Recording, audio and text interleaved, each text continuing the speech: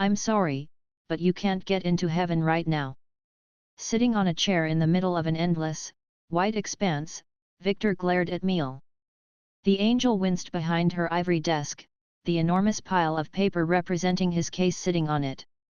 But you said I would get in heaven if I died in the line of duty against the forces of hell. That would be if you had taken the heaven end plan, instead of the standard karma insurance. I didn't know I would die in weeks. Also, death hurt like hell. At least Brandon Moore died, from what Meal told him. Vainqueur's guests, proving almost as dangerous as him, had eaten their way to victory both on Outremont and Hell. Unfortunately, you also died protecting a village of monsters where demons buy souls openly and most citizens have an evil or chaotic karma, the angel replied, embarrassed. I will do everything I can so we accept you into heaven on merit since you were instrumental in the bankruptcy of Moore Hell Corporate, but you may have to wait months in limbo. The fact you died a virgin on earth might help convince my superiors of your hidden saintliness. Could it? Because he did his best on Outremont to catch up on that front. Months sitting in a chair? Victor loathed bureaucracy. What about the lower place? Meal made a frustrated face, but searched in the papers and gave them to him. As my client, I will tell you the other offer, but I strongly advise against it, she said, Victor reading the document. Infer Corp made a request that you be reincarnated as a demon mortal consultant, however, since they lack the power to dispel the necrophobia status your murderer put you under, they cannot reincarnate you into a new shape. Your soul will end in hell as it is now, helpless. Like those Isabel Moore tortured last time I visited. I do not recommend it. Curse that fairy. Victor understood why Vainqueur couldn't stand the Fommers. Have I no other option? Two deities have a claim to your soul, namely Dice and the Moon Man. The angel hesitated to speak again. We also received a surprise third afterlife proposal from Camilla, the goddess of death, for, I quote, exemplary service to the undeathstrial revolution and continued friendliness towards the Church. At this point, Victor might as well entertain the various offers. He hated Dice for abducting him to Outremont, but Camilla was a goddess with a dangerous reputation. He would rather try the chaotic deities first. Okay, what do the first two offer? I will send a request for a meeting. Meal wrote on a parchment with a feather, the paper vanishing at once.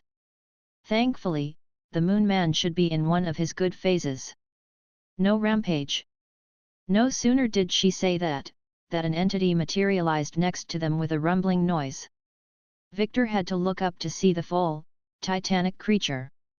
The other creature was an enormous version of Thulgather, a monstrous moon beast over 60 feet tall, a titan far bigger than even Vainqueur. It wore old, tattered yellow robes over its body, leaving only the tentacled, squid-like head and hands exposed. It also used a sorceress, pine-sized cane to walk. Is this an appointment? Did I forget it? Much to Victor's surprise, the Moon Man sounded more like his elderly grandfather than an abomination from outer space. More worryingly, it spoke in the human's head through telepathy, rather than through words. Hello, Mr. Moon Man, Meal said with a cheeky smile. I am Meal, a junior angel insurance counselor. My client here, Victor Dalton, is the prophet of your Murmurin cult. Your spawn Thulgather claimed him on your behalf. I have a prophet. The Moon Man sounded confused. I have a religion. When Thulgather complained about his patron deity being absent-minded, he wasn't kidding. Don't you hear the prayers of your followers? Victor asked. I hear voices often, but prayers. The ancient abomination shook its head. Cats and dogs rule your earth. You think they are enemies, but they have a secret pact. The pets in presidents' houses? They are the president's. Kennedy's dog Charlie ordered him assassinated when he threatened to reveal the truth. Victor blinked. Excuse me. The giant squid replied. Yes. What did you say about dogs and cats? That you should eat them after cuddling. The deity touched its tentacles with its hand as if it were a beard. I am getting old, so my memory is not all there. He is the god of madness, Meal whispered to Victor. He's not all there. Sometimes I feel like I am becoming a star, with a burning core and ionized breath, the Moon Man continued. Can you feel my gravity?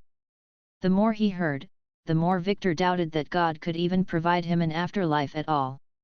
Something fell on Meal's desk with a weak sound, causing Victor to look at it. He found himself facing a 20-faced dice, surging with magical power. Each of its faces had living, multicolored eyes located inside or next to the numbers. All of them watched back at Victor with expectation. Roll me, the dice asked with a kid's voice. Roll me, the god dice insisted like a child. For your afterlife. Roll me. Victor stared blankly at the dice, while the Moon Man looked at it with curiosity. Meal winced, embarrassed by the scene. That thing was a god? The one who brought him to Outremont at that. Eventually, with nothing better to do, Victor grabbed dice and rolled it. The dice eventually landed on its 10th face. 10, said the god of magic. Average afterlife. Reincarnated as a part-timer in Japan. That doesn't make any sense. Victor complained. I am a god, the dice boasted back. I don't have to make sense. Chaotic deities, Meal said with a forced laugh, clearly uncomfortable with the situation. Victor knew he should have worshipped Alison's pleasure goddess, Cybele. Reincarnation in Japan tempted him, even if it sounded somewhat terrible, he could probably find his way back to the United States and his family in time. Would they recognize him though? For all he knew, he could be reincarnated as an entirely new person. Another look at dice trying to roll by itself on the desk made him change his mind. He wanted to rant at that creature for bringing him to Outremont, but he couldn't muster the energy at the sight of its stupidity. I think I will wait for Hev. A new figure popped up with a golden glow next to him before he could finish his sentence. The newcomer had the upper body of a golden-scaled, graceful winged woman, and the lower half of a green serpent. Snakes made up her hair, and she carried a bag full of paper scrolls on her back. Her slithering eyes sized up Victor like a ruthless merchant examining a product. The human instantly recognized the goddess. Oh, Miss Shesha. The angel sounded giddy at the goddess' sight. What a surprise! Meal, good to see you again. The goddess of commerce immediately turned to Victor, clearly all business and much saner than her competition. Victor Dalton, this is your lucky day. You're betting on my soul too. Damn, Victor had become more popular in death than he ever was in life. At least she looked like an actual, dignified deity. Better. Mortals paid me a generous church donation for your revival on Outremont. The human blinked. Didn't she charge a huge amount of money for that service? Who could have paid for it? Victor briefly thought of Vainqueur, before realizing that the dragon would never part ways with any coin. No, the villagers of Murmurin had probably pooled their funds to revive him. Wait, what about the necrophobia status? Victor asked. I am a goddess. While the caster's level approaches the divine, overcoming it is trivial. The goddess gave him a cunning smirk. Now, my services are expensive. Since I have a result obligation, I will not cash my reward in if you refuse to return. Between us, if you do accept, I will grant you a free perk. Are you bribing me in front of witnesses? No, I am sweetening a deal. It has been a while since someone could afford a resurrection. Victor was sure he had been there before. As the goddess of commerce, I am very interested in what you and your dragon associate are doing on Outremont. While I am conflicted about your undead and demonic ventures, a tax-free commercial zone appeals to me. Hopefully, we will discuss investment terms after your return to the living. Classic merchant, wording the request by implying he already accepted. Victor hesitated. The other options weren't all that good, but returning to Outremont meant continuing his life as a minion, with all that it entailed. But Victor thought back about what Vainqueur told him, before the fight with Furibon. That he had the opportunity to make a good life in that new world instead of trying to chase after the past. Victor would never admit it out loud, but he had grown attached to Outremont, and the people he met there. Even that crazy dragon. Especially that dragon. "Will I still get into heaven if I return?" he asked Miel. "You will have to take a new insurance plan." Miel flashed a smile at him, which he didn't find innocent at all. "A better one this time." That settled it. "Excellent choice," Shesha said, happy with the transaction. She touched his left arm with her cold fingers, a tattoo representing a coin with a snake symbol on it materializing on his skin. "Congratulations! You earned the Claimed by Shesha personal perk. Claimed by Shesha, when you level up, you have an additional 10% chance to gain a charisma or intelligence point. Merchants, bankers, and entrepreneurs always see you as a trustworthy partner and will give you a 20% discount. As dragons dance, so do Earth and Outremont," the Moon Man said. "The golden path is paved with fairy blood." "What?" Victor asked. "I said, return home, and do your prophet work," the Moon Man replied, as confused as Victor himself.